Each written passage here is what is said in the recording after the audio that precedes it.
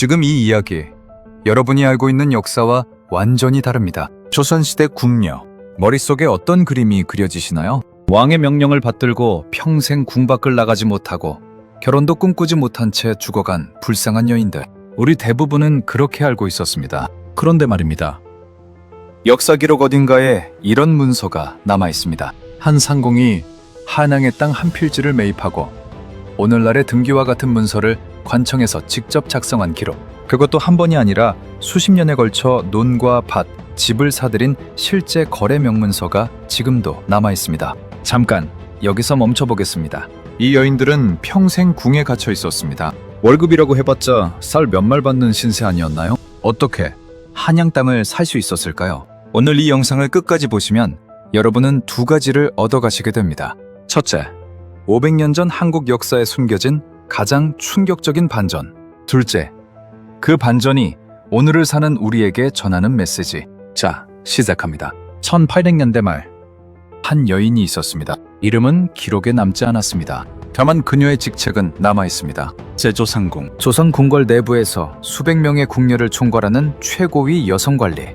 그녀는 매달 이것을 받았습니다. 쌀 25말 5대대, 콩 6말, 북어 110마리. 숫자만 보면 식재료처럼 들리죠? 그런데 이 현물이 지금의 화폐 가치로 환산되면 이야기가 달라집니다. 국가유산청 문화유산 채널 자료에 따르면 1896년에 기록된 궁중 예산서에는 대전 소속 궁녀 전체에게 지급할 봉급 총액이 여간봉급 240원이라고 명시돼 있습니다. 당시 화폐 가치와 쌀 환산 기준으로 보면 최고위 상공의 연간 수령액은 오늘날 기준 1억 원에 육박하거나 그 이상에 해당한다는 연구 분석도 있습니다. 잠깐, 여기서 많은 분들이 이런 반응을 하실 겁니다. 그 정도면 요즘 직장인이랑 비슷하거나 오히려 더 적은 거 아닌가요? 그런데 여기에 결정적 차이가 있습니다. 일반 직장인은 월급에서 집세, 식비, 옷값, 의료비를 다 냅니다. 하지만 궁녀들은 의식주 전부를 궁궐이 제공했습니다.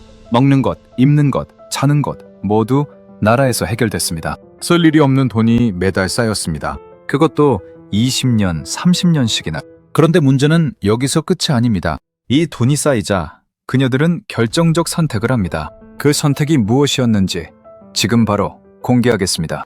조선시대 기록 중 가장 생생한 것이 있습니다. 바로 궁녀의 상료, 즉 월급 명세서입니다. 국가유산청 문화유산 채널에 따르면 궁녀의 월급은 쌀, 콩, 북어 3가지로 구성됐습니다. 그리고 여기에 한 해 2번 나오는 의전, 즉 옷값이 별도로 있었습니다. 계급별로 보면 이렇습니다. 제조상궁 매월 쌀 25말 5대, 콩 6말, 북어 110마리. 일반 나인 매월 쌀 4말, 콩 1말 5대, 북어 13마리. 상궁과 나인의 임금 격차는 최고 5배 이상이었습니다. 게다가 연말과 명절에는 특별 상여금까지 지급됐습니다. 그리고 결정적으로 이들은 매달 월급을 받았습니다. 이것이 왜 중요하냐고요? 조선시대 일반 관료들은 1년에 2번 혹은 4번 녹봉을 받았습니다. 하지만 궁녀들은 그보다 훨씬 앞서 매달 월급을 받는 월급제 노동자였습니다. 한국민족문화 대백과 사전에 따르면 조선 관료들의 월급제 전환은 임진왜란 이후 재정난이 심해진 후에야 시작됐습니다. 그 전까지 궁녀들만이 유일한 완전 월급제 노동자였습니다. 그런데 문제는 여기서 끝이 아닙니다. 이 돈을 그녀들은 어디에 썼을까요? 조선 후기 한양의 집값은 폭등합니다. 경기일보가 인용한 건국대 최황수 교수의 분석에 따르면 당시 한양 최고 부촌인 인사동 청진동의 집값은 정구품 관료 독봉에 무려 50년치에 달했습니다. 50년치 월급을 모아야 집 한 채를 살 수 있는 시대. 양관들도 허덕이던 그 시대에 궁녀들은 어떻게 했을까요? 나무위키 내명구 항목이 인용한 역사 기록에는 이런 문장이 있습니다. 월봉을 모으고 사채 등으로 돈을 불려 땅 부자가 된 상공들도 있었다. 조선시대 문서 기록 중에 상공이 땅을 사고 오늘날로 치면 등기와 같은 문서 등록을 관청에서 한 것이 남아있다. 그리고 2025년 3월 한국 학술지 인용색인에 등재된 논문 한 편이 이를 더욱 구체적으로 밝혔습니다. 권희선 연구자가 발표한 조선 후기 상궁의 치산과 재산 상속의 특징, 대동문화연구 제129호. 이 논문은 매매를 분석해 상공들이 농박 가옥을 매입하고 평균 20에서 30년간 소유하며 경제적 부를 창출했음을 학술적으로 증명했습니다. 그리고 국가유산청 문화유산 채널은 이렇게 기록합니다. 궁녀들도 재산 증식에 관심이 많아 주로 논과 밭, 집 등의 부동산을 매입했다. 여기서 멈춰서 생각해 보시기 바랍니다.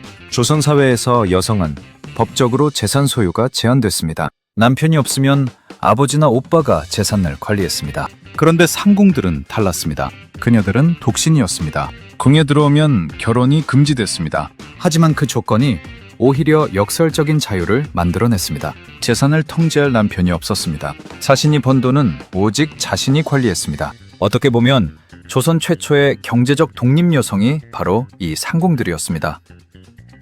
그런데 여기서 더 큰 반전이 기다리고 있습니다. 한 인물의 이야기를 해드리겠습니다. 18세기 조선, 가난한 집안에서 태어난 어린 소녀가 있었습니다.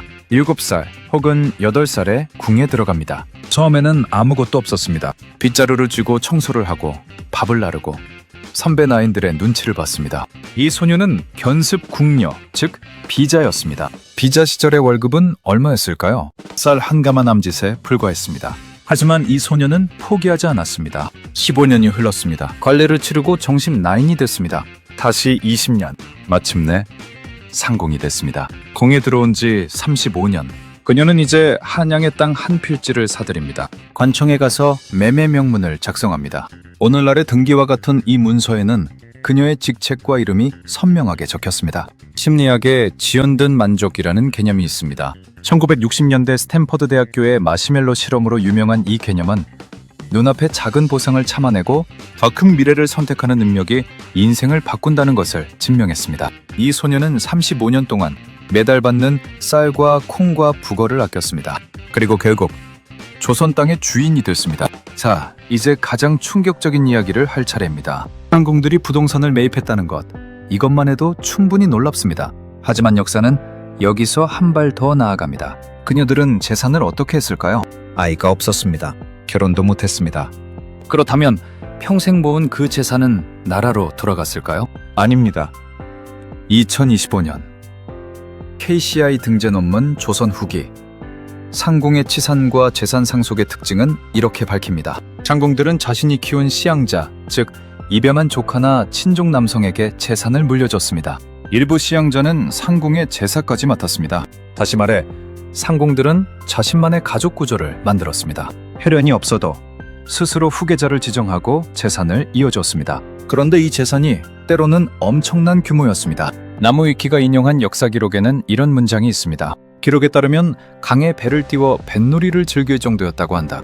배를 빌려 뱃놀이를 즐기는 일은 조선시대의 상당한 사치였습니다. 오늘날로 치면 요트 유람 수준이라 할 수 있습니다.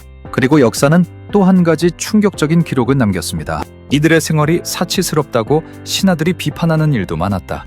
양반 신하들이 상궁들의 사치를 비판했습니다. 궁에 갇혀 사는 여인들이 당시 남성 관료들도 입이 벌어질 만큼의 재력을 가지게 된 겁니다. 잠깐 여기서 처음으로 돌아가 보겠습니다. 우리는 오프닝에서 이 질문을 했습니다. 어떻게 평생 궁에 갇혀 있던 여인들이 한양 땅을 살 수 있었을까? 이제 답이 보이시나요? 그녀들이 강했던 건 자유가 있어서가 아니었습니다. 오히려 그 반대였습니다. 아무것도 쓸 것이 없었기 때문에 모든 것을 모을 수 있었습니다. 결혼을 못했기 때문에 재산을 빼앗길 남편이 없었습니다. 궁에 갇혀 있었기 때문에 집세도, 밥값도, 옷값도 나가지 않았습니다. 조선은 그녀들의 자유를 빼앗았습니다. 하지만 그 대가로 예상치 못한 경제적 힘을 만들어줬습니다. 고사성어로 세옹지마라 합니다. 화가 복이 되고 복이 화가 되는 인생의 역설. 500년 전 그녀들의 삶이 바로 그 역설이었습니다. 그리고 마지막 한 가지. 이것이 단순한 옛날 이야기라고 생각하신다면 한 번 더 생각해 주세요.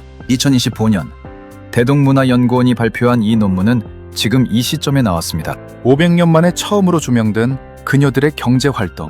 우리가 역사에서 보이지 않는 존재라고 여겼던 사람들이 사실은 자신만의 방식으로 살아남았습니다. 그 사실 자체가 우리에게 하나의 메시지를 보냅니다. 여기까지 오셨다면 이제 한 가지 정리가 됩니다. 조선 궁녀는 억압받은 존재였습니다. 그건 사실입니다. 하지만 그 억압 속에서 일부 그녀들은 시스템을 역이용해 경제적 자립을 이뤄냈습니다. 월급을 모았습니다. 사채를 굴렸습니다. 부동산을 샀습니다. 재산을 물려줬습니다. 오늘날 우리가 재테크라고 부르는 것을 그녀들은 500년 전에 이미 하고 있었습니다. 그리고 역설적이게도 그 힘의 원천은 아무것도 없음에서 나왔습니다. 쓸 돈이 없으니 모였습니다. 빼앗길 사람이 없으니 지켰습니다. 갈 곳이 없으니 뿌리를 내렸습니다. 여러분은 지금 어떤 것을 가지고 있습니까? 그리고 지금 가지지 못한 것 때문에 포기하고 싶은 것이 있습니까? 500년 전 그녀들의 이야기는 이렇게 말합니다.